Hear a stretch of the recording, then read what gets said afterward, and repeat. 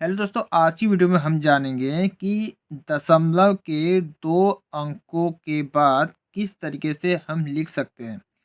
दोस्तों, कई प्रकार के क्वेश्चन में आपके ऐसे होते हैं कि आप किसी संख्या का भागा आप देते हो तो पॉइंट में जाने के बाद वह भागा जाता ही रहता है और वह कभी भी ख़त्म नहीं होता है। लेकिन आपको आंसर निकालने के लिए पॉइंट के बाद 2 अंकों तक या 3 अंकों तक आपको लिखना होता है, लेकिन वो भी दोस्तों लिखने का एक तरीका होता है। वही मैं आपको इस वीडियो में बताने वाला हूँ। ठीक है, 4 एग्जाम्पल मैंने आपके सामने लिखे हैं। 2/9, 2/3, 6/7 और 15/9। ठीक है, अब इसका मतलब क्या होता है? 2/9 का मतलब है 2/9, इसका मतलब है 2/3, इसका मतलब है 6/7 और इसका मतलब है 15/9। यानी कि 9 का भागा हमको 2 में देना है, 3 का भागा 2 में देना है, 7 का भागा 6 में देना है, 9 का भागा 15 में देना है। तो दोस्तों, मैं इस वीडियो में मैं आपको भाग करके नहीं बताऊंगा क्योंकि वीडियो बहुत लंबी हो जाएगी। मैं आपको सिर्फ ये बताने वाला हूँ कि पॉइंट के बाद कितने अंकों तक लिखा जाता है और किस तरीके से लिखा जाता है। दोस्तों, जब आप 9 का भागा 2 में दोगे तो ये आपका भागा जाएगा 0.2222। मतलब ये पॉइंट के बाद 2 आता रहेगा, लेकिन ये कभी भी भागा आपका ख़त्म नहीं होगा। यानी कि 9 का भागा 2 में कभी भी पूरी पूरी बार नहीं जाता है। पॉइंट के बाद भी कोई संख्याएं ऐसी होती हैं, पॉइंट में जाता है लेकिन पॉइंट के बाद वह 1-2 बार भागा देने के बाद वह पूर्ण रूप से विभाजित हो जाता है, लेकिन ये भागा पूर्ण रूप से विभाजित नहीं होते हैं। वही मैं आपको समझाने वाला हूँ।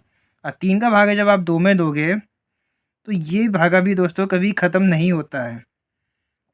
इस तरीके से आपका सॉरी आता रहेगा, यानी कि 0.666666 आता रहेगा और ये भी कभी भी पूर्ण रूप से विभाजित नहीं होता है।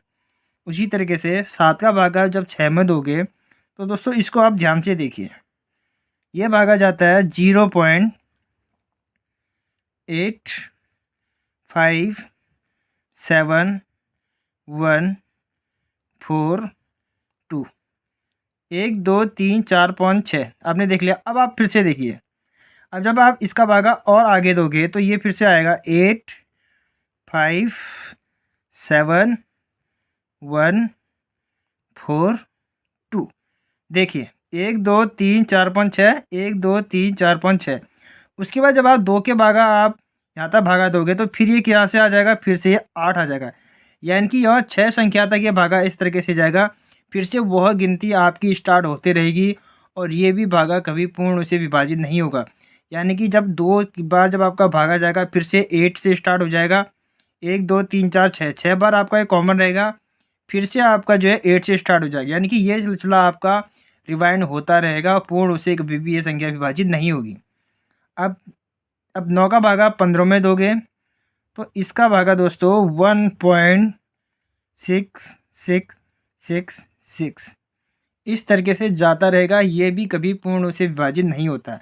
लेकिन अब आपको आंसर तो निकालना ही है। आंसर कभी भी दशमलव के 2 अंकों तक ही माना जाता है।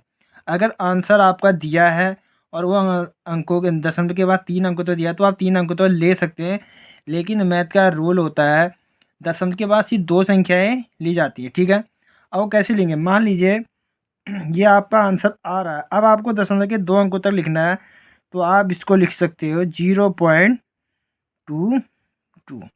ये आपका आंसर हो जाएगा। उसी तरीके से इसमें दोस्तों देखिए, ये अलग है, ये अलग है। जब हम दशमलव के बाद 2 अंक लेते हैं तो उसमें एक रूल होता है। अगर दशमलव के बाद जो भी पॉइंट आ रहे हैं, अगर कोई संख्या 5 से बड़ी है तो हम जब 2 अंकों तक लेते हैं तो हम उस एक संख्या को बढ़ा लेते हैं। यानी कि हम इसको लिख सकते हैं 0.67, क्योंकि हमारा ये संख्या क्या है, 5 से बड़ी है। ये एक रूल होता है। हमने यहाँ पे 0.23 क्यों नहीं लिखा? क्योंकि यह संख्या हमारे 5 से छोटी है। 5 से छोटी वाली संख्या में हम एक स्थान नहीं बढ़ा सकते हैं। जब 5 से बड़ी संख्याएं हो जाती है तो हम इसको एक स्थान बढ़ा सकते हैं। अगर इस संख्या को आप 3 अंकों में लिखोगे तो आप इसको 667 भी लिख सकते हो। ठीक है, तो यही वो तरीका है जो मैं आपको समझाने वाला हूँ, मतलब समझा रहा हूँ इस वीडियो में। इसलिए मैंने स्पेशली मैंने वीडियो आपके लिए बनाई है, क्योंकि बहुत से लोग ये गलती कर लेते हैं। अब इसमें क्या है, इसमें आपको 2 अंकों तक लेना है। तो देखिए 5, 7, 5 के बाद जो अंक है वो क्या है, 5 से बड़ी है।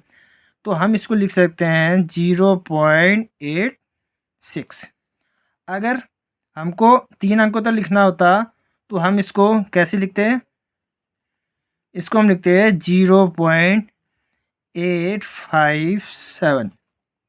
अब आप कहोगे कि हमने इसको 8 क्यों नहीं लिखा।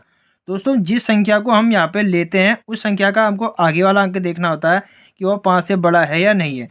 क्योंकि 7 के बाद 1 है, यह 5 से बड़ा नहीं है, तो हमने 7 ही लिखा। ठीक है, ये रूल सब में होता है।